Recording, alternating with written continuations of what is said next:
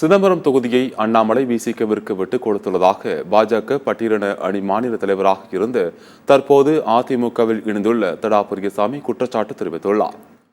அதிமுக பொதுச் செயலாளர் எடப்பாடி பழனிசாமியை சென்னை பசுமை வழிச்சாலையில் உள்ள அவரது இல்லத்தில் தடா பெரியசாமி சந்தித்து அதிமுகவில் இணைந்தார். தொடர்ந்து செய்தியாளர்களை சந்தித்த அவர் 2026ஆம் ஆண்டு சட்டமன்ற தேர்தலிலும் அதிமுகவுடன் இணைந்து பணியாற்ற உள்ளதாக கூறினார். சொந்த தொகுதியான சிதம்பரத்தில் தனக்கு வாய்ப்பளிக்காமல் வேலூரைச் சேர்ந்த பெண் வேட்பாளர் கார்த்தியாயினியை நிறுத்தியுள்ளதாக அவர் குறிப்பிட்டார். சிதம்பரத்தில் விசிக வெற்றி பெற வேண்டும் என்பதால் அண்ணாமலை, எல்முருகன் ஆகியோர் பாஜகவை அடமானம் வைத்துவிட்டதாக அவர் குற்றம் சாட்டினார்.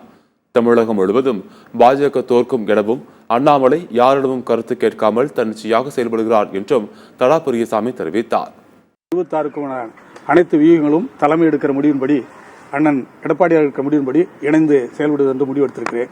அடுத்து இந்த முடிவுக்கு நான் விரைவாக வருவதற்கு காரணம், இந்த தேர்தல் நான் ஒரு பட்டியலணியுடைய மாநில தலைவர். என்னுடைய சொந்த தொகுதி சிதம்பரம்.